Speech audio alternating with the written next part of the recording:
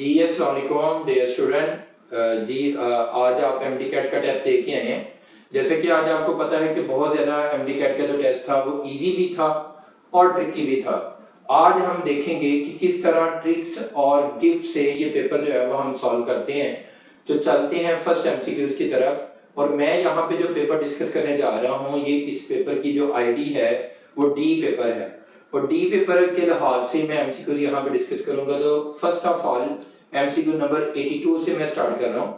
Value of R gas constant in joule per mole पर kelvin. अब यहाँ पे देखना है कि बेस्ट ऑप्शन क्या होगा। मैं सारी वैल्यू यहाँ पे मेंशन करूंगा और अभी हम देखेंगे कि सारी वैल्यू के साथ क्या क्या चेंजेस आती हैं। फर्स्ट वैल्यू जो मुझे दी हुई है वो दी हुई है 8.314।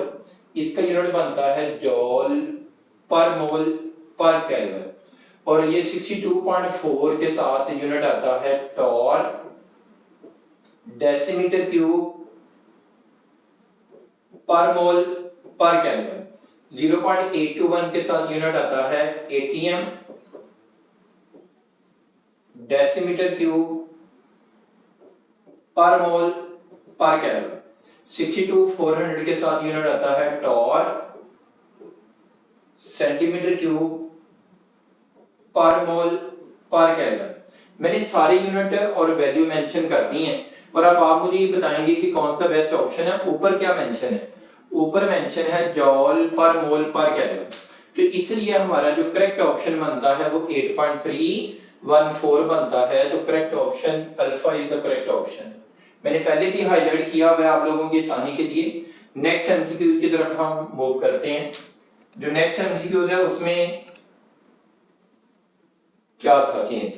We don't know following best explain why phenol react with aqueous sodium hydroxide but alcohol does not। अब यहाँ पे देखना है कि फिनोल कास्टिक सोडा से रिएक्ट कर जाती है और आपके पास जो अल्कोहल है वो रिएक्ट नहीं करती। तो रिएक्टिविटी अगर इसके लिहाज से मैं यहाँ पे देखूं तो एसिडिटी ऑर्डर के लिहाज से यहाँ पे देखा जाए तो क्या चेंजेस आती हैं अभी हम देख लेते हैं। एसिडिटी ऑर्डर में सबसे ज्यादा जो एसिडिक था वो कौन था? Carboxylic acid. कार्बोक्सिलिक एसिड के बाद कौन आता है? फिनोल। फिनोल के बाद कौन है? वाटर। वाटर के बाद कौन आता है? अल्कोहल। तो उसने हमसे पूछा है कि फिनोल ज्यादा एसिडिक क्यों है और अल्कोहल वीक एसिड क्यों है। मतलब यूं कहना चाह रहा है कि जो स्ट्रॉन्ग बेस है कास्टिक सोडा उसके साथ अल्कोहल नहीं रिएक्ट करती लेकिन फिनोल रिएक्ट करती है। तो हमने केमिकल इक्विलिब्रियम में भी ये पढ़ा था कि जितना एसिड स्ट्रॉन्ग होगा उतनी उसकी कॉन्जुगेट बेस क्या होगी? वीक होगी। अब कॉन्जुगेट बेस वीक होने का मतलब है कि कॉन्जुगेट बेस क्या हो गई है? स्टेबल हो गई है। अब क्या बेस्ट ऑप्शन बनता है? फिनोल इज वीकली एसिडिक की रीजन क्या है कि resonance stabilisation of phenoxide ion.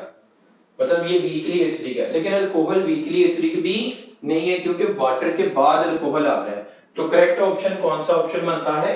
Delta.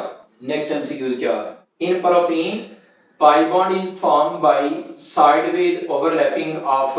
मतलब प्रोपीन में जो पाई बॉन्ड बनता है वो किसकी ओवरलैपिंग से बनता है? अगर मैं प्रोपीन की बात करूं तो प्रोपीन में कार्बन टू कार्बन क्या आ रहा है? डबल बॉन्ड आ रहा है। अगर कार्बन टू कार्बन यहाँ पे डबल बॉन्ड आ रहा है तो यहाँ पे देखना है कि ओवरलैपिंग कैसे होती है। इससे पहले कार्बन टू कार्बन जो हेड टू हेड ओवरलैपिंग होती है तो वो sp3 ओवरलैपिंग होती है। लेकिन कार्बन के परपेंडिकुलर 2pz ऑर्बिटल बड़ा होता है। अभी जो 2pz ऑर्बिटल है ये पैरेलल ओवरलैपिंग करता है जिसकी वजह से पाई बॉन्ड बनता है। अब पैरेलल ओवरलैपिंग यहाँ पे ये हो रही है तो कौन सा ऑर्बिटल है जो इन्वॉल्व हो रहा है? pz ऑर्बिटल और इधर से भी pz ऑर्बिटल। अनहाइब्रिड ऑर्बिटल की ओवरलैपिंग की वजह से जो बॉन्ड बन रहा है वो पाई बॉन्ड बन रहा है। अब यहाँ पे ऑप्शन देखें तो उसने s ऑर्बिटल सिग्मा बॉन्ड बनेगा। p ऑर्बिटल की वजह से इथीन में, प्रोपीन में, अल्काइन में, अल्कीन में पाई बॉन्ड बनेगा। sp3 हाइब्रिड ऑर्बिटल की वजह से और sp2 हाइब्रिड ऑर्बिटल की वजह से भी कौन सा बॉन्ड बनेगा? Sigma bond. इसकी वजह से भी सिग्मा बॉन्ड और इसकी वजह से कौन सा बॉन्ड बनेगा? Pi bond. तो करेक्ट ऑप्शन कौन सा बना? बीटा। नेक्स्ट कौन सा एमसीक्यू है? An enzyme used to decompose the lipid into fatty acid and our alimentary canal. Option है माइलेज है, प्रोटियोज है, लाइपेज है और यूरिएज है। बड़ा सिंपल है, मैक्रोमोलेक्यूल में से क्वेश्चन हमें उसने दिया है और मैक्रोमोलेक्यूल में से जो क्वेश्चन है उसको देख लेते हैं कि हमारे पास ग्लिसरॉल जो होती है,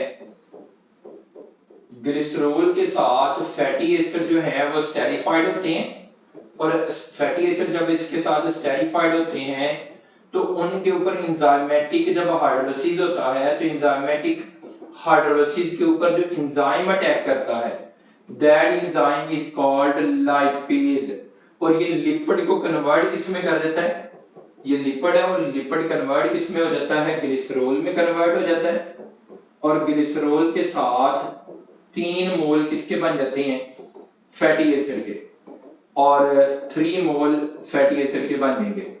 अब यहाँ पे उसने हमसे पूछा कि कौन सा एंजाइम है जो लिपिड को फैटी एसिड में कन्वर्ट कर रहा है। अब यहाँ पे 1 बाय 1 में सारे एंजाइम के बारे में डिस्कस कर लेता हूँ। जो माइलेज है ये शुगर को कन्वर्ट करता है, जो प्रोटीएज है ये प्रोटीन का हाइड्रोलाइसिस करवाता है, लाइपेज का मैंने यहाँ पे बता दिया है, यूरिएज यूरिया को कन्वर्ट करता है अमोनिया में और कार्बन डाइऑक्साइड वगैरह में। तो हमारा यहाँ पे जो बेस्ट ऑप्शन है वो लाइपेज है।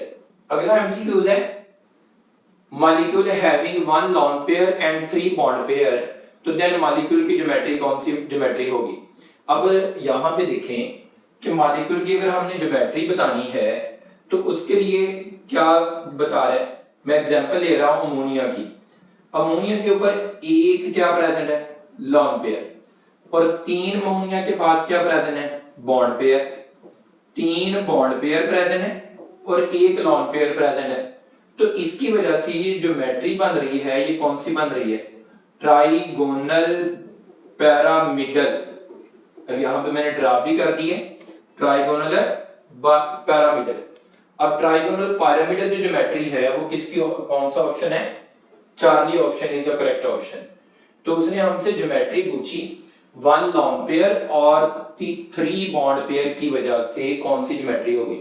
नेक्स्ट एमसीक्यू है कन्वर्जन ऑफ डाइहेलोएल्केन इनटू अल्काइन, और क्या इसमें इन्वॉल्व नहीं होता।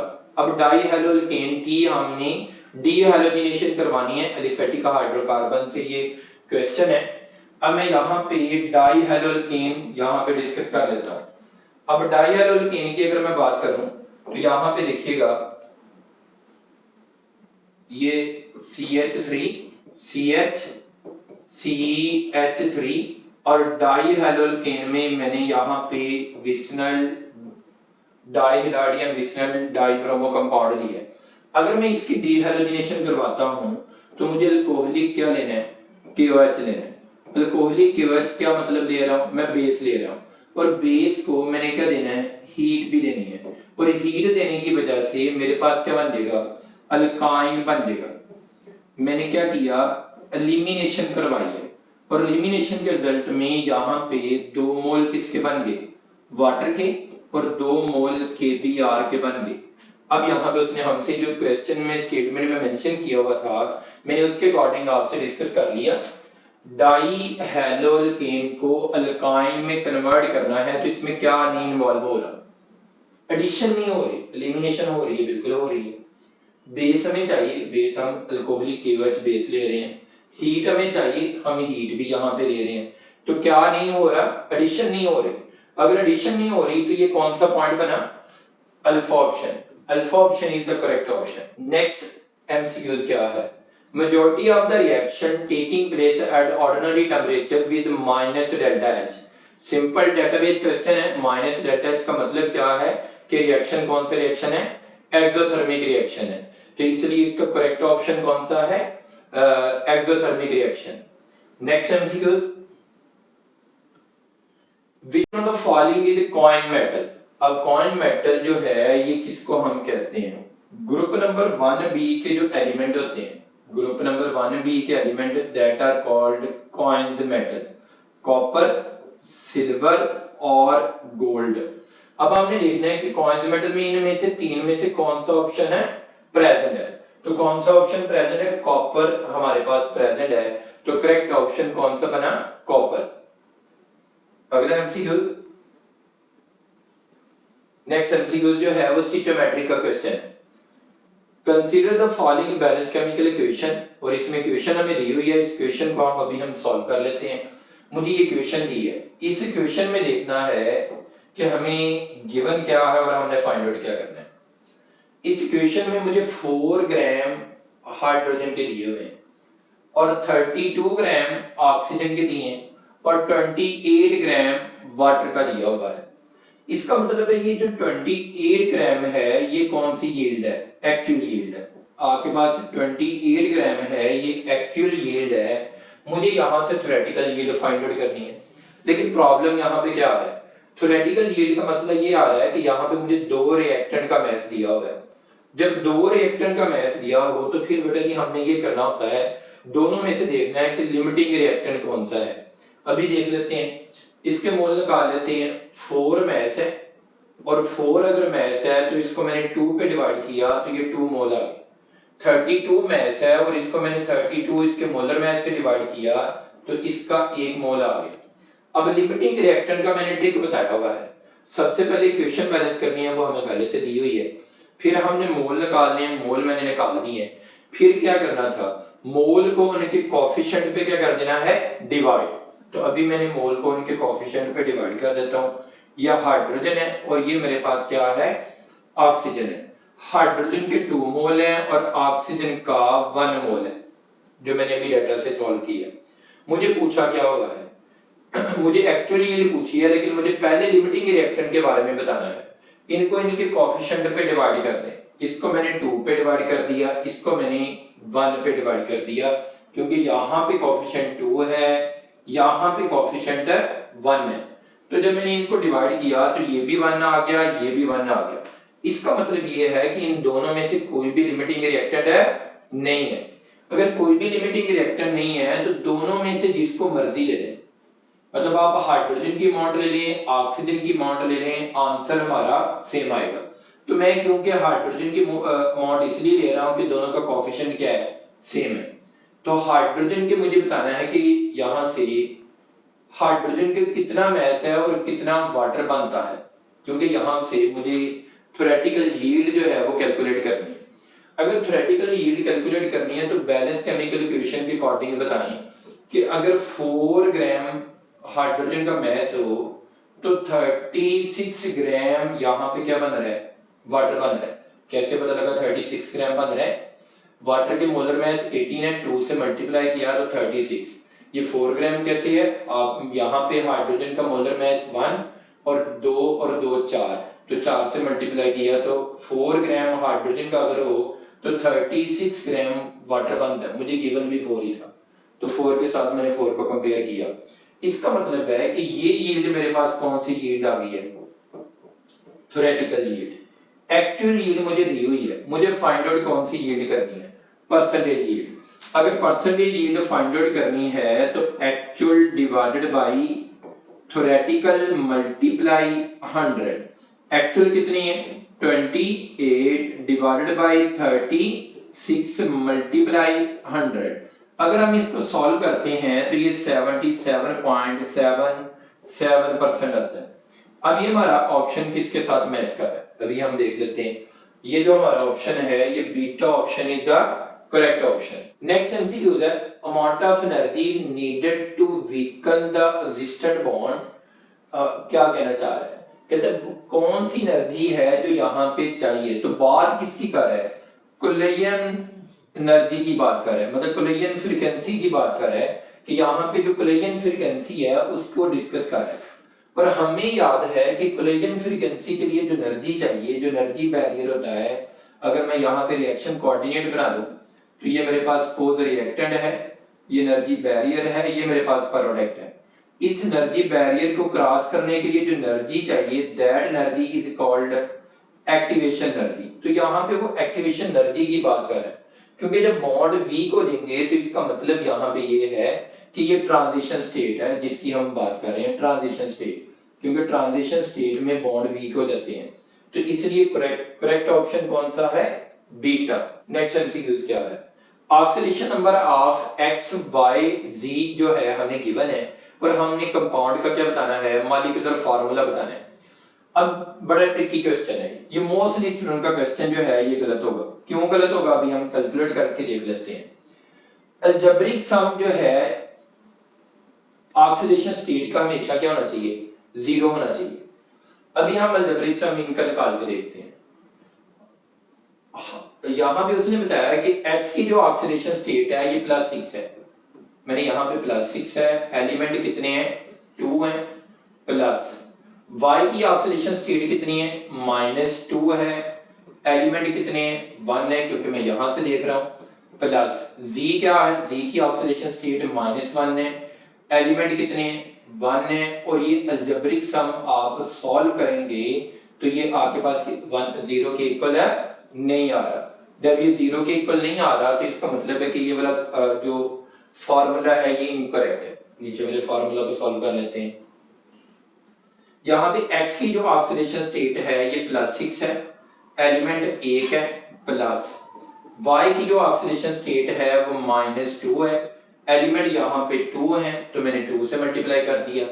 z की ऑक्सीडेशन स्टेट -1 है और एलिमेंट यहाँ पे कितने हैं 2 है। इसको सॉल्व करेंगे, ये +6 बनता है, ये -4 है, ये -2 है, तो अलजेब्रिक सम किसके इक्वल आ रहा है 0 के इक्वल आ रहा है। मैंने पहले आपको बताया था कि ऑक्सीडेशन स्टेट का अलजेब्रिक सम अगर 0 के इक्वल आ रहा है और क्योंकि न्यूट्रल स्पीशीज है तो इसलिए ये करेक्ट ऑप्शन कौन सा बनता है बीटा। बाकी भी सॉल्व करेंगे तो आंसर 0 के इक्वल इनका भी नहीं आएगा, इसका भी नहीं आएगा और इसका जो ऑप्शन है ये 0 के इक्वल आ जाएगा, इसलिए beta is the correct option. अगले एमसीक्यू की तरफ मूव करते हैं। Which one of the quantum number is not allowed for the electron. Electron के लिए कौन सा क्वांटम नंबर है जो अलाउ नहीं होता। इसके लिए बड़ा इजी ट्रिक है। वो क्या ट्रिक है, आपको ये पॉइंट याद रखना है। n की वैल्यू हमेशा l की वैल्यू से क्या होनी चाहिए, ग्रेटर होनी चाहिए। एक पॉइंट तो मैंने ये लिखाया हुआ था। अगले पॉइंट की तरफ मूव करते हैं। n और l की वैल्यू कभी भी बराबर नहीं हो सकती। और दूसरा पॉइंट याद रखना है कि जो l की वैल्यू है वो m की वैल्यू से ग्रेटर हो सकती है, l की वैल्यू m की वैल्यू के इक्वल भी हो सकती है। ये भी ठीक है, ये भी ठीक है। हमने इनमें से देखना है कि कौन सा ऑप्शन बनता है। अभी देख लेते हैं। यहां पे देखें n 2 है, l 0 है, इसका मतलब है कि n l से ग्रेटर है। इधर n 3 है, l 0 है, n l से ग्रेटर है क्योंकि m सब में 0 है। यहां पे देख लेते हैं यहां पे क्या प्रॉब्लम आ रहा है। n की वैल्यू भी 2 है और l की वैल्यू भी 2 है। अभी मैं बता रहा था कि n और l की वैल्यू इक्वल है, नहीं हो सकती क्योंकि क्वांटम नंबर का ये ट्रिक जो मैं नोट करवा रहा हूं इसी के अकॉर्डिंग मैंने ड्यूरिंग द लेक्चर भी आपको क्लास में भी डिस्कस करवाया था।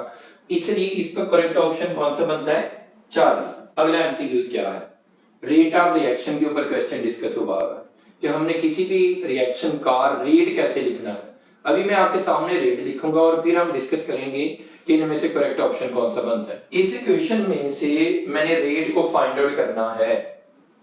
अभी देख लेता हूं, ये इक्वेशन है, इसका इक्वेशन का रेट लिखेंगे। रेट इज इक्वल टू, क्योंकि रिएक्टेंट है तो रिएक्टेंट के लिए माइनस, क्योंकि इसका कोएफिशिएंट है तो -1/2 और आपके पास dA की कंसंट्रेशन डिवाइडेड बाय dt की कंसंट्रेशन। ये रेट की रिप्रेजेंटेशन के लिहाज से मैं बता रहा हूं।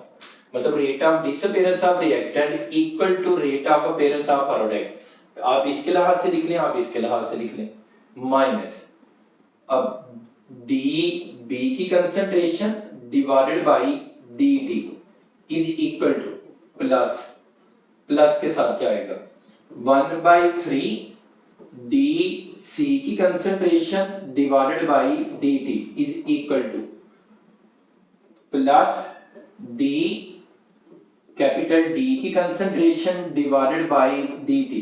मैंने क्या किया है, मैंने इस इक्वेशन के अकॉर्डिंग रेट आपको लिख के दे दिया है।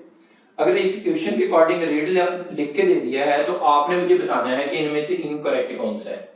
क्या ये उसके साथ मैच हो रहा है, बिल्कुल हो रहा है, देखो -d आ रहा है। अब यहाँ पे ये इसके साथ मैच हो रहा है। अब ये भी -1/2 d8 ये इसके साथ मैच हो रहा है। यहाँ पे प्रॉब्लम क्या आ रहा है, यहाँ पे प्रॉब्लम माइनस का आ रहा है, क्योंकि प्रोडक्ट के साथ साइन क्या लगता है, पॉजिटिव। प्रोडक्ट के साथ साइन है पॉजिटिव लगता है, और रिएक्टेंट के साथ साइन क्या लगता है, नेगेटिव। तो इसलिए सारा कुछ ठीक था, ये प्रॉब्लम यहाँ पे सिर्फ और सिर्फ किसका था, नेगेटिव साइन का प्रॉब्लम था। इसलिए करेक्ट ऑप्शन है डेल्टा। अगले क्वेश्चन की तरफ मूव करते हैं। अगला क्वेश्चन इलेक्ट्रोकेमिस्ट्री से है। The order of ease of reduction, order of ease of reduction में दिया हुआ है। ईज ऑफ रिडक्शन को मैं इजी वे में लिख देता हूं। ईज ऑफ रिडक्शन को अंडरस्टैंड करने के लिए आपको मैं अपने लेक्चर की एग्जांपल देता हूं। व्हाट इज द मीनिंग के ease of reduction? Ease of reduction को आप यूं कह लें कि ability to form cathode, ability to form cathode. अब कैथोड कौन ज्यादा जल्दी बनेगा? अच्छा, बहुत इजी ट्रिक है। कैथोड वो जल्दी बन जाएगा जिसके एसआरपी की वैल्यू क्या होगी, ज्यादा। SRP directly proportional to ability to form cathode. ये मैंने लेक्चर की लाइन आपको बता रहा हूं कि लेक्चर में ये मैंने पहले भी आपको फिजिकल क्लासेस में भी बताया हुआ था। और inversely proportional to ability to form anode, या और इजी कर देता हूं। इलेक्ट्रोकेमिकल सीरीज में ऊपर वाले एलिमेंट एनोड बनेंगे और नीचे वाले एलिमेंट कैथोड बनेंगे। इसके लिहाज से यहाँ पे देखना है कि मैं यहाँ पे सबकी वैल्यू मेंशन कर देता हूँ। हाइड्रोजन, कॉपर और सिल्वर मुझे दिया हुआ है। हाइड्रोजन अगर +1 है तो इसकी एसआरपी की जो वैल्यू है वो कितनी है, 0.0 वोल्ट है। और जो कॉपर है ये क्योंकि डैनियल सेल में भी यूज हुआ था तो इसलिए इसकी वैल्यू एसआरपी की वैल्यू क्या है, +0.34 वोल्ट है। अब कॉपर के नीचे सिल्वर है, सिल्वर की वैल्यू इससे ज्यादा है। अगर आपको नहीं याद तो नो प्रॉब्लम, लेकिन मैं फिर भी लिख लेता हूं, वैसे ट्रिक से भी सॉल्व हो जाएगा। सिल्वर की जो एसआरपी की वैल्यू है वो कितनी है, वो है +0.80 वोल्ट है। अभी अभी मैंने बताया कि जितनी एसआरपी की वैल्यू ज्यादा होगी उतनी कैथोड बनने की एबिलिटी ज्यादा होगी। सिर्फ कैथोड का तो पूछ ही नहीं रहा, किसका पूछ रहा है, ईज ऑफ रिडक्शन का। तो भाई ईज ऑफ रिडक्शन का मतलब क्या है, कैथोड की बात कर रहा है कि कैथोड कौन बनेगा। इसके अलावा से ऑर्डर बताना है। सबसे ज्यादा वैल्यू किसकी है, सिल्वर की, तो सिल्वर को सबसे पहले रखेंगे। पहले सबसे पहले आएगा सिल्वर, सिल्वर के बाद कौन आएगा, कॉपर, और कॉपर के बाद कौन आएगा, H पॉजिटिव। तो बताओ जी कौन सा करेक्ट ऑप्शन बना, चार्ली। इलेक्ट्रोकेमिस्ट्री का इलेक्ट्रोकेमिकल सीरीज में से क्वेश्चन था और ट्रिक के साथ आपके सामने मैंने सॉल्व किया है, और बहुत इजी ट्रिक है जो हमने यहाँ पे फॉलो कर लिया इजीली। नेक्स्ट क्वेश्चन की तरफ मूव करते हैं। नेक्स्ट क्वेश्चन किसमें से है, एसिडल्डिहाइड की ऑक्सीडेशन पूछी हुई है। एसिडल्डिहाइड की अगर हम ऑक्सीडेशन करवाएं तो ऑक्सीडाइजिंग एजेंट कौन सा होगा। मतलब डेटाबेस क्वेश्चन, सिंपल तरीन क्वेश्चन पूछ क्या रहा है, ऑक्सीडाइजिंग एजेंट और रिड्यूसिंग एजेंट पूछ रहा है। हाइड्रोजन आयोडाइड रिड्यूसिंग एजेंट है, lithium aluminium hydride reducing agent है, पोटेशियम डाइक्रोमेट ऑक्सीडाइजिंग एजेंट है, सोडियम बोरोहाइड्राइड रिड्यूसिंग एजेंट है। आप ऊपर वाली स्टेटमेंट को छोड़ दो, सिर्फ ये देखो यहाँ पे कि सिर्फ हमसे पूछ क्या रहा है, ऑक्सीडाइजिंग एजेंट और रिड्यूसिंग एजेंट ऑर्गेनिक कंपाउंड के पूछ रहे हैं। अगर आपके पास मेरा लेक्चर होगा तो एक ही जगह पे मैंने सारे ऑक्सीडाइजिंग एजेंट और सारे रिड्यूसिंग एजेंट आपसे डिस्कस किए हुए हैं। तो सिंपल मुझे ये बताना है कि ऑक्सीडाइजिंग एजेंट पोटेशियम डाइक्रोमेट है, K2Cr2O7। अगला क्वेश्चन, अगले क्वेश्चन में हमसे पूछ रहा है कि भाई आप ये बताएं कि वेपर प्रेशर किसका ज्यादा होगा। वेपर प्रेशर है किसका ज्यादा होगा। अगर मैं वेपर प्रेशर का आपको मेन फैक्टर बता दूं यहाँ पे इस क्वेश्चन के according, vapour pressure inversely proportional to किसके है, इंटरमॉलिक्यूलर फोर्सेस ऑफ फ्रैक्शन के इनवर्सली प्रोपोर्शनल है। जितनी इंटरमॉलिक्यूलर फोर्सेस ऑफ फ्रैक्शन ज्यादा होंगी उतना वेपर प्रेशर है ज्यादा होगा। पहले मेरे पास एसीटोन है, एसीटोन में डाइपोल डाइपोल फोर्सेस है, एसिडल्डिहाइड में भी डाइपोल डाइपोल फोर्सेस है, आइसोपेंटेन अल्केन है, हाइड्रोकार्बन है।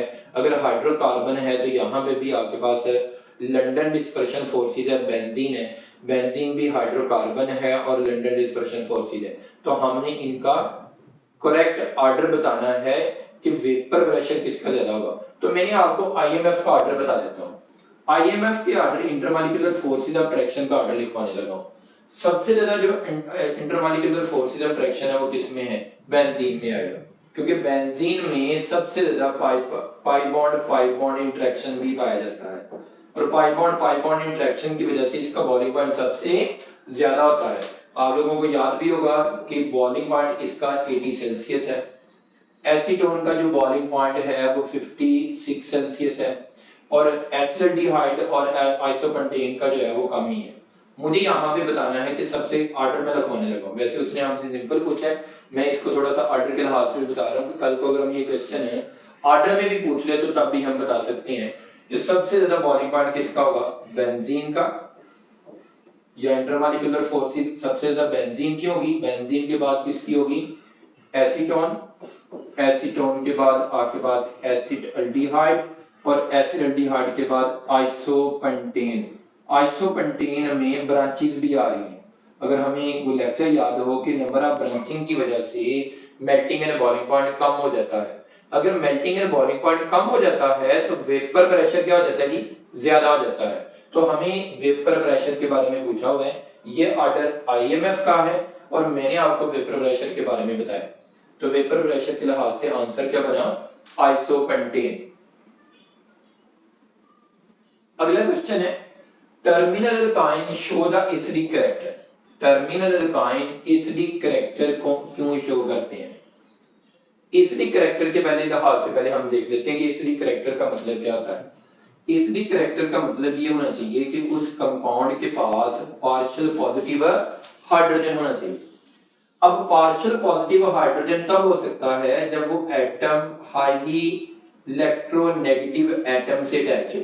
अगर कोई एटम हाईली इलेक्ट्रोनेगेटिव एटम से अटैच है तो जो हाइड्रोजन उसके साथ अटैच है वो पार्शियल पॉजिटिव हाइड्रोजन होगा, और वो हाइड्रोजन कौन सा होगा, एसिडिक हाइड्रोजन होगा। लेकिन यहां पे देखा जाए कि अल्काइन के केस में कार्बन है और कार्बन हाईली इलेक्ट्रोनेगेटिव एटम नहीं है, तो कार्बन को हाईली इलेक्ट्रोनेगेटिव एटम कौन बनाता है, percentage of S character. Percentage of S character जितना ज्यादा होगा उतनी उस एलिमेंट की इलेक्ट्रोनेगेटिविटी ज्यादा हो जाएगी, और जितनी इलेक्ट्रोनेगेटिविटी ज्यादा हो जाएगी उतना एसिडिक कैरेक्टर भी क्या हो जाएगा, ज्यादा। अभी मैं ऑर्डर भी लिख देता हूं। ट्रिपल बॉन्ड अगर एसिडिक कैरेक्टर देखा जाए तो सबसे ज्यादा ट्रिपल बॉन्ड का एसिडिक कैरेक्टर है। फिर अगर डबल बॉन्ड का एसिडिक कैरेक्टर देखा जाए तो सबसे कम डबल बॉन्ड का। इसके बाद जो है वो सिंगल बॉन्ड के साथ अगर हम आते हैं तो सिंगल बॉन्ड का एस कैरेक्टर होगा। हाइब्रिडेशन आप इसके लिहाज से देख सकते हैं, इसकी हाइब्रिडेशन कौन सी है, sp, इसकी कौन सी है sp2, इसकी कौन सी है sp3। तो मुझे sp हाइब्रिडेशन को फाइंड आउट करना है कि sp हाइब्रिडेशन कहां पे बनती है। sp हाइब्रिडेशन जो है वो टर्मिनल अल्काइन जो होते हैं उनमें हाइब्रिडेशन जो होती है वो sp हाइब्रिडेशन होती है, इसलिए करेक्ट ऑप्शन कौन सा बना, अल्फा। अगला क्वेश्चन टाइप ऑफ रिएक्शन में से है। स्टेरिफिकेशन के मैकेनिज्म में पूछा हुआ है कि स्टेरिफिकेशन का जो रिएक्शन है ये कौन सी टाइप का रिएक्शन है, हमने इसको किस कैटेगरी में लेके जाना है। स्टेरिफिकेशन के रिएक्शन को अगर हम यहाँ पे लिख लेते हैं तो देख लेते हैं कि जी ये मेरे पास एसिटिक एसिड है। एसिटिक एसिड का कार्बोक्सिलिक ग्रुप का कौन सा बॉन्ड टूटता है, CO बॉन्ड। अल्कोहल का कौन सा बॉन्ड टूटता है, OH बॉन्ड क्लीवेज होती है। और यहां से H और इधर से वाटर, यहां से एक स्मॉल वाटर का मॉलिक्यूल रिलीज होगा और एक लार्ज मॉलिक्यूल यहां से बन देगा। अब आप खुद बता देंगे मैं जो वर्ड बोल रहा हूं ये किसी टाइप ऑफ रिएक्शन की क्या है, डेफिनेशन है कि छोटे छोटे यूनिट कंबाइन करें और उसके रिजल्ट में एक लार्ज यूनिट बन जाए और एक स्मॉल मॉलिक्यूल वहां से रिलीज हो जाए। जैसे डोल कंडेंसेशन में वाटर पहले रिलीज होता है और बाद में चाहे वो ऐड हो जाता है लेकिन स्टार्ट में वो रिलीज होता है। तो ऐसे रिएक्शन को कौन से रिएक्शन कहते हैं, कंडेंसेशन रिएक्शन कहते हैं, इसलिए बेस्ट ऑप्शन है alpha. Next question, shape of orbital determine the quantum number. Database question है।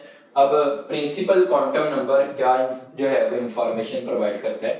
प्रिंसिपल जो क्वांटम नंबर है वो इंफॉर्मेशन प्रोवाइड करता है कौन सी, वो हमें साइज के बारे में बताता है, वो हमें एनर्जी के बारे में बताता है, वो हमें शेल के बारे में बताता है। कौन? Principal quantum number. जो एजीमुथल क्वांटम नंबर है ये हमें सबशेल के बारे में इंफॉर्मेशन प्रोवाइड करता है। सबशेल के बारे में इंफॉर्मेशन प्रोवाइड करने के बाद उसकी शेप के बारे में भी हमें ये बताता है। मैग्नेटिक क्वांटम नंबर जो है ये हमें ओरिएंटेशन के बारे में हमें इंफॉर्मेशन प्रोवाइड करता है। जो स्पिन क्वांटम नंबर है ये हमें सेल्फ रोटेशन ऑफ इलेक्ट्रॉन के बारे में हमें इंफॉर्मेशन प्रोवाइड करता है। उसने हमसे पूछा हुआ है कि आप ये बताएं कि शेप कौन सा क्वांटम नंबर जो है वो डिटरमिन करेगा। Azimuthal quantum number that is represented by L। तो एजीमुथल क्वांटम नंबर जो है वो हमें शेप के बारे में इंफॉर्मेशन प्रोवाइड करता है। Next, the theories which explain the formation of a sigma bond, sigma bond के बारे में और पाई बॉन्ड के बारे में कौन सी थ्योरी है जो हमें इंफॉर्मेशन प्रोवाइड करती है। मैं पहले एमओटी को डिस्कस कर लेता हूं। एमओटी में बॉन्डिंग मॉलिक्यूलर ऑर्बिटल होते हैं और एंटी बॉन्डिंग मॉलिक्यूलर ऑर्बिटल होते हैं। बॉन्डिंग और एंटी बॉन्डिंग मॉलिक्यूलर ऑर्बिटल में आप sigma 2s sigma star 2s पाई 2p y पाई 2p z वगैरह मेंशन करते हैं। इसका मतलब है कि एमओटी भी हमें सिग्मा बॉन्ड और पाई बॉन्ड के बारे में इंफॉर्मेशन प्रोवाइड करती है, तो ये एमओटी भी ठीक है। वीबीटी तो डिपेंड ही ओवरलैपिंग पे करती है। वीबीटी कहती है कि अगर लीनियर ओवरलैपिंग होगी तो सिग्मा बॉन्ड बनेगा, अगर है आपके पास पैरेलल ओवरलैपिंग होगी तो पाई बॉन्ड बनेगा। लेकिन जो वेस्पर थ्योरी है ये ओनली हमें मॉलिक्यूल की शेप के बारे में बताती है। वेस्पर थ्योरी की ये लिमिटेशन भी है कि ये हमें कॉज ऑफ बॉन्ड के बारे में इंफॉर्मेशन है नहीं देती। कॉज ऑफ बॉन्ड फॉर्मेशन कि बॉन्ड क्यों बनते हैं, बॉन्ड बनने के बारे में हमें इंफॉर्मेशन है नहीं प्रोवाइड करती तो वेस्पर। लेकिन जो क्रिस्टल फील्ड थ्योरी है ये भी हमें ओवरलैपिंग के बारे में बताती है, ट्रांजिशन एलिमेंट में कि ओवरलैपिंग कैसे होती है और उनके रिजल्ट में सिग्मा बॉन्ड और पाई बॉन्ड कैसे बनता है। CFT also called LFT crystal field theory. तो वेस्पर थ्योरी जो है वो हमें मॉलिक्यूल की शेप के बारे में तो बताती है लेकिन कॉज ऑफ बॉन्ड फॉर्मेशन के बारे में इंफॉर्मेशन प्रोवाइड नहीं करती। तो करेक्ट ऑप्शन है वेस्पर थ्योरी।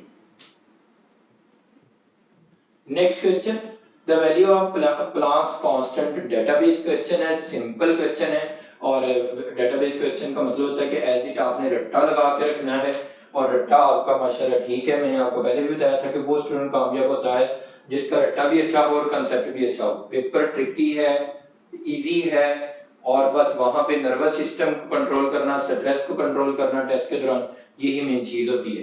तो इसलिए प्लैंक्स कांस्टेंट की value 6.626 into 10 to raise power minus 34 है जॉल सेकंड है। अगला क्वेश्चन, नेक्स्ट क्वेश्चन है final equation for the representation of rate of reaction.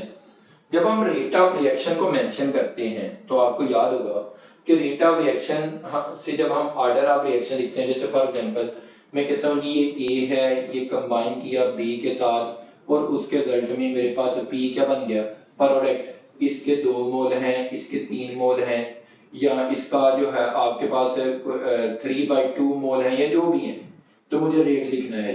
Rate is equal to A की पावर 2 और B की पावर है 3। मैंने यहाँ पे 3 मेंशन करूंगा तो 3 है, या 1 मेंशन कर लेता हूँ तो ये 1 है। तो ये जो इक्वेशन लिखी थी इस इक्वेशन को कहते हैं रेट इक्वेशन, और that rate equation determine experimentally, और rate equation also called rate law. Rate equation को ही रेट लॉ कहते हैं। तो रेट कांस्टेंट यहाँ पे this is called rate constant. फिर उसने रिएक्शन रेट, ये रिएक्शन रेट है, उसके कंपोनेंट बताए हुए। रिएक्शन ऑर्डर, इसकी पावर को ऐड कर दें 2 + 1 तो ये ऑर्डर ऑफ रिएक्शन है। उसने हमसे बाकी ये 3 उसके कंपोनेंट है और ये मेन जो इक्वेशन है, this equation is called rate law, also called rate equation. इसलिए ऑप्शन अल्फा। अगला क्वेश्चन, पॉलीविनाइल क्लोराइड जो है ये कौन सी टाइप ऑफ पॉलीमराइजेशन है। इसमें काफी डिबेट होगी, आप देख लेना कि में ये मेरे एमसीक्यूज मैंने यहाँ पे जो आंसर लगाया हुआ है, आप लोग इस पे भी डिबेट करेंगे, लेकिन मैं आपको गारंटी के साथ ये एमसीक्यूज का आंसर जो बता रहा हूँ यही होगा, और इंशाल्लाह यूएचएस की की में भी आप देखेंगे कि यही होगा। उसकी रीजन क्या है? उसकी रीजन मैं आपको बताता हूँ। उसने पूछा हमसे क्या है, क्योंकि हमने एग्जैक्ट वर्ड की तरफ जाना है। एग्जैक्ट वर्ड यहाँ पे क्या पूछा हुआ है? एग्जैक्ट वर्ड पूछा है टाइप बता दें कि कौन सी टाइप होगी, पीवीसी की कौन सी टाइप होगी। इसको वन बाय वन में बता देता हूँ। यहाँ पे देखें, पीवीसी पॉलीविनाइल क्लोराइड है। अगर ये पॉलीविनाइल क्लोराइड है तो ये विनाइल क्लोराइड से बना है। अगर ये विनाइल क्लोराइड से बना है, मैं दोबारा यहाँ पे लिख रहा हूँ, और इसके एन मोल थे और एन मोल के साथ मैंने पॉलीमराइजेशन करवाई, और पॉलीमराइजेशन के रिजल्ट में मेरे पास पीवीसी बन गया, और ये होमोपॉलीमर है। अगर ये होमोपॉलीमर है, क्योंकि सिंगल टाइप ऑफ मोनोमर है, तो ये होमोपॉलीमर है। तो मोस्टली स्टूडेंट ने इसका आंसर होमोपॉलीमर ही लगाया है। लेकिन हमसे क्वेश्चन में वो पूछ रहा है कि आप ये बताएं कि इसका बिहेवियर कौन सा है, किस बिहेवियर को ये फाइंड आउट कर रहा है। मतलब दो में से एक को आपने सिलेक्ट करना है, या तो होमो को सिलेक्ट करना है या आपने थर्मोप्लास्टिक को सिलेक्ट करना है। होमो या थर्मोप्लास्टिक में से देखा जाए तो हमारा जो बेस्ट ऑप्शन है वो थर्मोप्लास्टिक पॉलीमर है।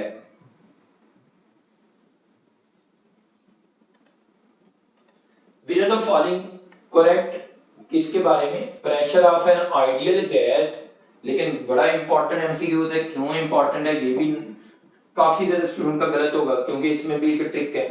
अब ट्रिक क्या है? -273 सेल्सियस पूछा हुआ है। अब -273 सेल्सियस को पकड़े, मोस्टली ने माइनस का साइन इग्नोर किया होगा। -273 का मतलब है कि 0 केल्विन। 0 केल्विन का मीनिंग है एब्सोल्यूट जीरो। एब्सोल्यूट जीरो का मीनिंग है कि मॉलिक्यूल की काइनेटिक एनर्जी भी क्या है? जीरो। अगर काइनेटिक एनर्जी जीरो है तो गैस का वॉल्यूम भी क्या है? जीरो। आप मुझे खुद बता देंगे कि क्या बनता है ये आंसर। जब एब्सोल्यूट जीरो आ गया, 0 केल्विन आ गया, तो 0 केल्विन का मीनिंग ही यहाँ पे क्या बनता है कि प्रेशर भी यहाँ पे गैस के मॉलिक्यूल के लगाएंगे, जीरो लगाएंगे। दोबारा, which of the following is correct about the pressure of an ideal gas? कि गैस प्रेशर लगाएगी या नहीं लगाएगी? अगर गैस आइडियल है तो वो प्रेशर लगाएगी। वो भाई आइडियल गैस है तो 0 केल्विन टेम्परेचर आ गया। 0 केल्विन का मीनिंग है एब्सोल्यूट जीरो। एब्सोल्यूट जीरो पे काइनेटिक एनर्जी भी जीरो, तो वॉल्यूम भी जीरो, तो प्रेशर भी क्या हो जाएगा? जीरो हो जाएगा। सारे फैक्टर जीरो हो जाएंगे, इसलिए करेक्ट ऑप्शन है delta. Next, which of the following is basic buffer? Basic buffer खुद बताएं, बेसिक बफर की डेफिनेशन क्या है? बेसिक बफर की डेफिनेशन है वीक बेस, हमारी पीटीबी की एग्जांपल है, plus salt with strong, weak base plus salt with strong acid, strong acid के साथ सॉल्ट। अब वीक बेस कौन है? यहां पे पहली ही एग्जांपल, पीटीबी की एग्जांपल भी यही है, अमोनियम क्लोराइड। HCl यहाँ पे स्ट्रॉन्ग एसिड है, तो अमोनियम क्लोराइड का जो सॉल्ट है वो HCl के साथ है, अमोनियम क्लोराइड। अमोनियम हाइड्रोक्साइड और ammonium chloride is the best option. उसने हमसे पूछा कि आप ये बताएंगे बेसिक बफर कौन सा होगा? तो बेसिक बफर में ये बेसिक बफर है। सोडियम हाइड्रोक्साइड, सोडियम क्लोराइड ये बफर ही नहीं है, क्योंकि strong base salt with strong acid, sodium hydroxide और HCl ये स्ट्रॉन्ग आपके पास बेस और ये स्ट्रॉन्ग एसिड, ये भी बफर नहीं है। हाँ ये बफर है, ये weak acid salt with strong base, तो ये कौन सा बफर है? एसिडिक बफर है। लेकिन हमसे उसने कौन सा बफर पूछा है? बेसिक बफर पूछा है, तो बेसिक बफर है अल्फा। अगला क्वेश्चन है ली-चाइटली प्रिंसिपल में से what happen when hydrogen positive ion, जो H पॉजिटिव आयन है, अगर हम अमोनियम हाइड्रोक्साइड में अमोनियम क्लोराइड के बफर में डालते हैं, जो भी हम पीछे पढ़ के आए हैं प्रीवियस एमसीक्यूज में, तो फिर क्या चेंज आएगी? अभी देख लेते हैं। जो चेंज है उसको पहले ऑब्जर्व करते हैं। H पॉजिटिव आयन आपने ऐड कर दिया। H पॉजिटिव आयन का मीनिंग है कि आपने एसिड ऐड कर दिया। जब आपने एसिड ऐड किया तो H positive ion combine with OH negative ion to form water. इसका मतलब है कि OH आयन की कंसंट्रेशन क्या हो जाएगी, कम हो जाएगी। जब OH की कंसंट्रेशन कम हो जाएगी तो अमोनियम क्लोराइड इसको क्या करेगा, कंपनसेट करने के लिए नेक्स्ट मूव करेगा। अमोनियम आयन जब हाइड्रोक्सल साथ क्लोराइड आयन बनेगा, ये अमोनियम आयन और ये हाइड्रोक्सल आयन आपस में कंबाइन करेंगे, और जब आपस में कंबाइन करेंगे तो उसके रिजल्ट में नेक्स्ट क्या बनेगा, अमोनियम हाइड्रोक्साइड ज्यादा बनेगा। तो उसने हमसे पूछा क्या है, उसने हमसे पूछा है कि according to Le Chatelier principle बताएं कि क्या चेंज आएगी। मोर अमोनियम हाइड्रोक्साइड फॉर्म, ज्यादा अमोनियम हाइड्रोक्साइड बनेगा, इसलिए करेक्ट ऑप्शन है अल्फा। नेक्स्ट क्या पूछा है, what is the general requirement for the free radical substitution reaction of alkane. Alkane दो तरह के रिएक्शन देते हैं, थर्मल सब्स्टिट्यूशन रिएक्शन देते हैं और फ्री रेडिकल सब्स्टिट्यूशन रिएक्शन देते हैं। अगर फ्री रेडिकल सब्स्टिट्यूशन रिएक्शन की मैं बात करूं तो फ्री रेडिकल सब्स्टिट्यूशन रिएक्शन में क्या चेंज आती है, सपोज हमारी पीटीबी का क्वेश्चन CH4 है, क्लोरीन लेंगे यहाँ पे और H म्यू लेंगे, H म्यू कौन है, सनलाइट है, और उसके रिजल्ट में मिथाइल क्लोराइड बनेगा और प्लस में क्या बनेगा, HCl। अब यहाँ पे क्या मैं ले रहा हूँ, H म्यू का मीनिंग क्या है, सनलाइट ले रहा हूँ, सनलाइट के साथ क्लोरीन है और आप खुद बता देंगे यहाँ पे फ्री रेडिकल सब्स्टिट्यूशन रिएक्शन हो रहा है, तो हीट भी यूज कर रहे हैं, यूवी लाइट भी यूज कर रहे हैं, तो डेल्टा ऑप्शन। बड़ा सिंपल क्वेश्चन था, पीटीबी बेस क्वेश्चन था। अगला question, which of the following is not a character of the benzene। Benzene का करेक्टर क्या है, बेंजीन एरोमेटिक कंपाउंड है, सही है। बेंजीन स्टेबल कंपाउंड है, डीलोकलाइजेशन की वजह से बेंजीन में स्टेबिलिटी आ जाती है, हीट ऑफ हाइड्रोजनेशन की बेस पे और रेजोनेंस के बेस पे हमने इसको डिस्कस किया था। हक्कल रूल को फॉलो करता है, हक्कल रूल क्या है कि एरोमेटिसिटी को एक्सप्लेन करता है। लेकिन जब आपने दो चीजों को देखें, जब बेंजीन स्टेबल है तो फिर रिएक्टिव क्या है, कम, बेंजीन कम रिएक्टिव है, उसने क्या लिखा कि ज्यादा रिएक्टिव है, इसलिए कौन सा ऑप्शन बना, हाई रिएक्टिविटी, तो डेल्टा ऑप्शन। अगला question, correct arrangement of orbital according to size of hybridised orbital. अब यहां पे देखना है कि साइज का ऑर्बिटल के साथ क्या रिलेशन है।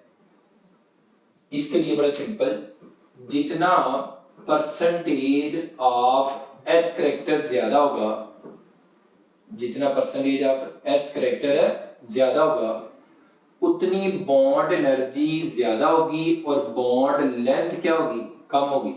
आप बॉन्ड लेंथ को कंसीडर कर लो कि ये साइज की बात हो रही है, उतना साइज कम होगा। मैं दोबारा रिपीट कर, जितना एस करेक्टर ज्यादा उतनी बॉन्ड एनर्जी ज्यादा, बॉन्ड एनर्जी ज्यादा, बॉन्ड लेंथ कम, बॉन्ड लेंथ कम का मतलब है साइज कम। हमने यहाँ पे एस करेक्टर के लिहाज से मुझे बताना है कि ऑर्डर कौन सा बताना है, अकॉर्डिंग टू साइज का ऑर्डर बताना है। तो साइज का अगर ऑर्डर बताना है तो एस करेक्टर के लिहाज से बताएं तो सबसे ज्यादा कम एस करेक्टर sp3 में, फिर sp2 में, और सबसे कम किस में, sp में, क्योंकि इसमें s कितने परसेंट है, 25% है, इसमें s कितना है, 33% है, और इसमें s 50% है। जितना s करेक्टर ज्यादा होगा उतना साइज कम होगा, तो सबसे ज्यादा साइज किसका होगा, sp3 हाइब्रिडाइज्ड ऑर्बिटल का साइज क्या होगा, ज्यादा होगा, तो delta option is the correct option. अगला question, consider the equation hydrogen combine with oxygen to form water, volume of hydrogen gas stoichiometrically हमसे पूछा हुआ है। बड़ा सिंपल, दोबारा देख लें, एक फौरन सॉल्व हो जाएगा। दिया है हमें क्या, 1 mole of water, number of moles of water 1 है। अगर वाटर के 1 मोल हैं तो according to balance chemical equation बताएं हाइड्रोजन के भी कितने मोल होंगे, 1, क्योंकि दोनों का कोफिशिएंट 1 है, इसका भी कोफिशिएंट 1 है, इसका भी कोफिशिएंट 1 है, इसके भी मोल 1 है, इसके भी मोल 1 है, तो number of moles of hydrogen कितने आ गए, 1। मुझे वॉल्यूम ऑफ हाइड्रोजन चाहिए, तो number of moles multiply molar volume, number of moles 1 है, मोलर वॉल्यूम कितना है, 22.41 है, 4, तो करेक्ट ऑप्शन 22.414 डेसीमीटर है क्यूब, इसलिए बीटा। असल में थोड़ा सा मैं स्पीड इसलिए लगाई हुई है कि मैंने सारा पेपर डिस्कस करना है और 45 एमसीक्यूज हैं, उनको विद इन टाइम डिस्कस करना है। अगले क्वेश्चन की तरफ मूव करते हैं। A chemical reaction has a theoretical yield 25 gram but only 20 gram of product जो है वो ऑब्टेन होता है। आप ये बताएं कि परसेंटेज यील्ड क्या है। क्या बताया जी, केमिकल रिएक्शन है और उसकी जो थ्योरेटिकल यील्ड है वो 25 ग्राम है और ओनली 20 ग्राम प्रोडक्ट बनता है। परसेंटेज यील्ड बताएं। यील्ड के ऊपर ज्यादा क्वेश्चन इस दफा आए हैं, आगे फिर आएगा। Actual yield divided by theoretical yield multiply 100। Actual कितनी है 20, थ्योरेटिकल कितनी है 25 मल्टीप्लाई 100। बिल्कुल 25 से ये क्या बन गया 4 से ये 20 तो कितने परसेंट 80%। Correct option 80%। अगला question, which of the following situation most clearly demonstrate the key character of the redox reaction। हमें कैसे पता लगेगा कि कौन सा रिएक्शन redox रिएक्शन है। यहाँ पे हमने ओवरऑल 1 by 1 देख लेते हैं। पहले रिएक्शन को देखते हैं। पहला रिएक्शन क्या है, पहला रिएक्शन है कि वाटर बॉइलिंग टू स्टीम। ये कौन सी चेंज है, फिजिकल चेंज है। कैसे जी, पहले वाटर जो था वो लिक्विड में था और उसने अपनी स्टेट चेंज की और वो गैस में चला गया, कोई ऑक्सीडेशन स्टेट चेंज नहीं हुई, क्योंकि रिडॉक्स रिएक्शन वो होते हैं जिनमें oxidation state must be change. अगर ऑक्सीडेशन स्टेट चेंज नहीं हो रही तो वो रिडॉक्स रिएक्शन है नहीं है। अगला क्वेश्चन क्या है, hydrogen gas react with chlorine to form, मतलब H2 है, कंबाइन किसके साथ करता है Cl2 के साथ और उसके रिजल्ट में 2HCl बनता है। मैंने अभी आपको एक पॉइंट बता रहा था कि रिडॉक्स रिएक्शन का कैरेक्टर ही ये है कि उनकी ऑक्सीडेशन स्टेट क्या होनी चाहिए, चेंज होनी चाहिए। हाइड्रोजन की ऑक्सीडेशन स्टेट यहाँ पे 0 थी, यहाँ पे 0 है। हाइड्रोजन यहाँ पे +1 में, यहाँ पे -1 में चला गया, ऑक्सीडेशन स्टेट क्या हो गई है, चेंज हो गई है, तो that is called redox reaction. अगला भी देख लेते हैं। सोडियम क्लोराइड था, उसको पानी में डाल दिया, ओनली सॉल्युबिलिटी डिसॉल्व हो गया, कोई चेंज नहीं है। पहले भी +1 था सोडियम, वाटर में जाने के बाद भी +1 है। एथेनॉल की वेपोरेशन हुई है, वेपोरेट हो गया, तो only evaporation is a physical change. तो जो केमिकल चेंज है वो hydrogen combine with chlorine to form HCl, that is why the beta option is the correct option. Next, thermochemistry से क्वेश्चन है। 100 kilojoule of heat is absorb by the system and 40 kilojoule of work done. दो चीजों को ध्यान से समझना है। Heat absorb हो रही है तो Q का साइन क्या होगा, पॉजिटिव। अगला पॉइंट क्या है, work done on the system, तो तब भी साइन क्या होगा, पॉजिटिव। अगर दोनों केस में साइन पॉजिटिव हो तो हमने सिंपल ये फार्मूला लगाए, क्या था, delta E Q plus W। Q की वैल्यू कितनी है जी 40 और दूसरी वर्क डन की वैल्यू कितनी आ रही है, नहीं Q की वैल्यू 100 है और वर्क डन की वैल्यू जो है वो आपके पास ये है। दोनों को मैं साइन चेंज कर देता हूँ, ये वैल्यू इधर की है, ये वैल्यू इधर की है, कोई चेंज नहीं आएगा। +140 किलो जॉल, ये मेरे पास correct option. First law of thermodynamics के अकॉर्डिंग सिस्टम की जो एनर्जी होती है, जो सराउंडिंग एनर्जी होती है, ओवरऑल क्या रहती है, सेम रहती है, इसलिए delta option is the correct option. Next हमसे पूछा है ट्रांजिशन एलिमेंट में इस question, number of unpaired electron present in the ground state of iron. अभी देख लेते हैं आयरन की। सबसे पहले हमने क्या लिखनी है, इलेक्ट्रॉनिक का कॉन्फ़िगरेशन। आयरन का एटॉमिक नंबर कितना है 26। 2-3 दफा आयरन वाला क्वेश्चन रिपीट हो गया यूएचएस में। 4s2 3d6। ये मैंने लेक्चर के दौरान भी बताया था कि इलेक्ट्रॉनिक कॉन्फ़िगरेशन लिखना बहुत आसान है। इधर 2 6 लिखा तो मैंने इधर भी 2 और 6 लिख दिया।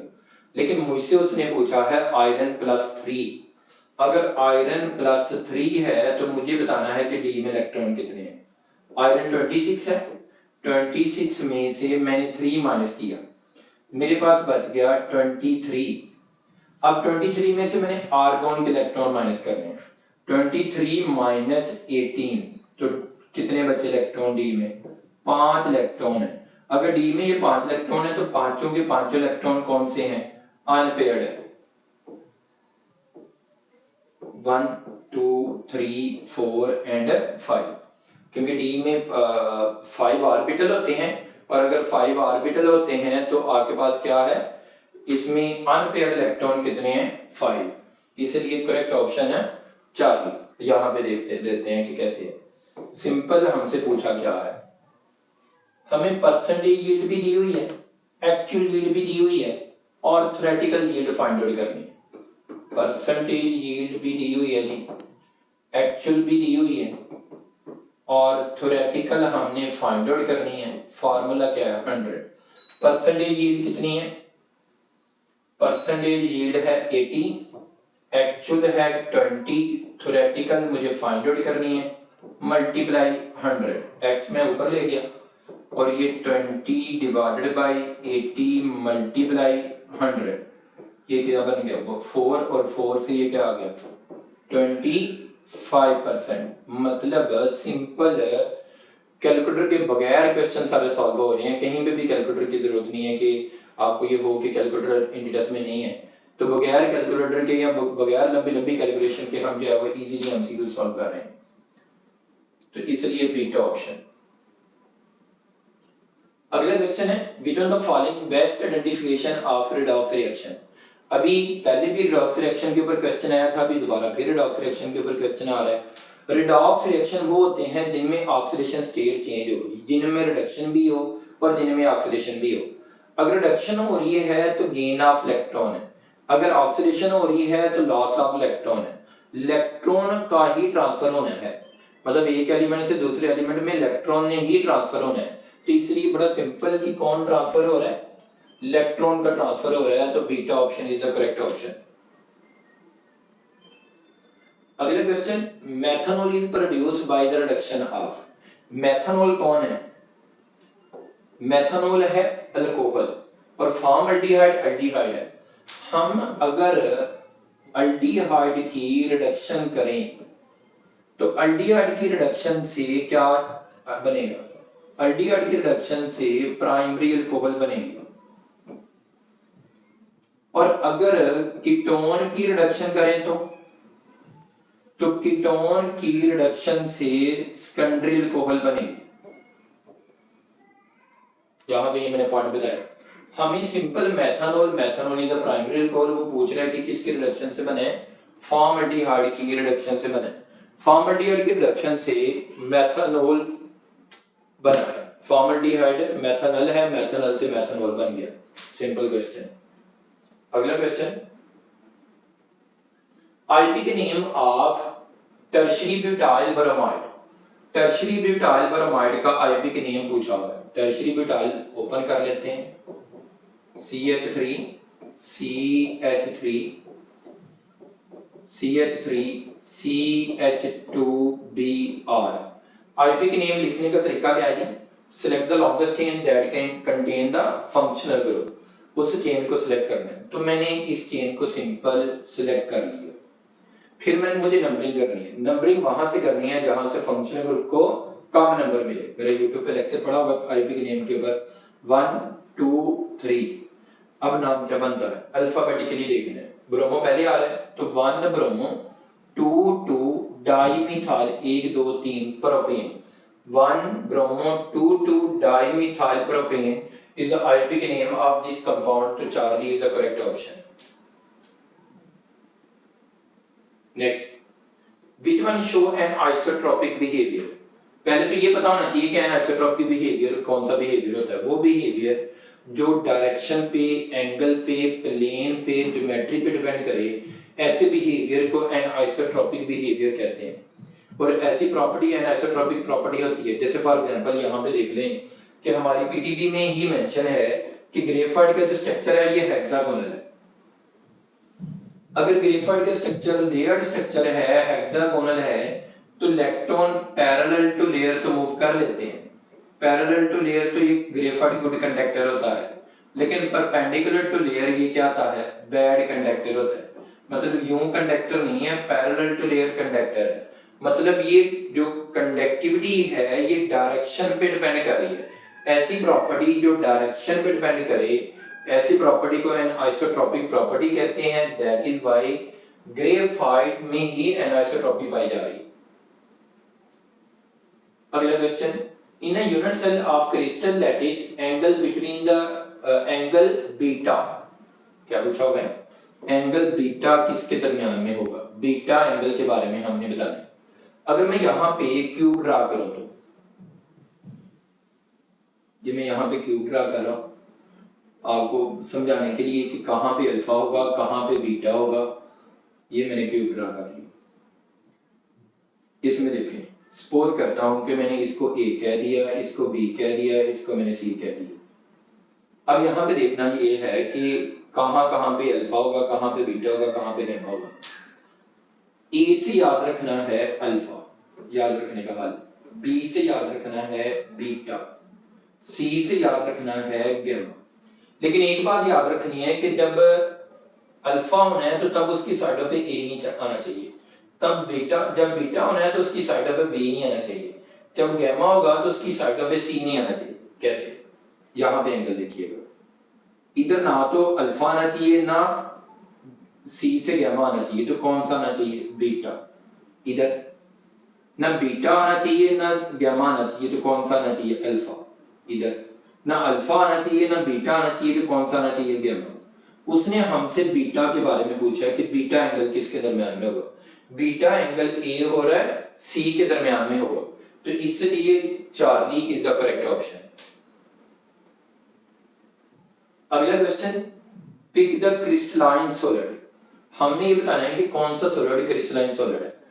मैंने आपको बताया था कि आयनिक solid, molecular solid, metallic solid और कोवेलेंट सॉलिड, ये चारों के चारों सॉलिड जो हैं ये क्रिस्टलाइन सॉलिड है। और इनमें से देखना है कि कौन सा है जो चारों में से दिया हुआ है। सीमेंट तो मिक्सचर है, सीमेंट है, सॉलिड तो है लेकिन मिक्सचर है। सिरामिक मटेरियल ये भी मिक्सचर है, कंक्रीट वगैरह ये भी मिक्सचर है। लेकिन जो कॉपर है ये मेटालिक सॉलिड है। अगर ये मेटालिक सॉलिड है तो ये कौन सा सॉलिड है, क्रिस्टलाइन सॉलिड। मैं दोबारा रिपीट कर रहा हूं, crystalline solid, ionic solid, molecular solid, covalent solid and metallic solid. तो कॉपर मेटालिक सॉलिड है तो ये क्रिस्टलाइन सॉलिड है। Number of unpaired electron in boron in the ground state. Boron की ग्राउंड स्टेट में कितने इलेक्ट्रॉन है। यहाँ पे मोस्टली स्टूडेंट में 3 भी लगाया होगा।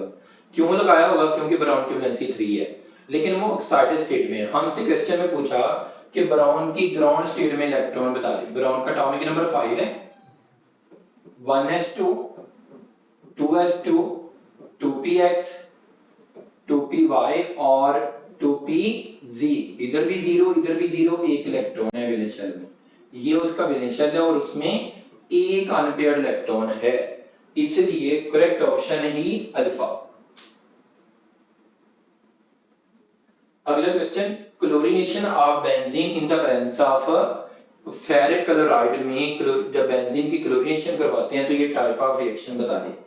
हम रिएक्शन डायरेक्ट लिखेंगे, मैंने पहले भी बताया कि पहले सबसे पहले आप रिएक्शन लिख लें।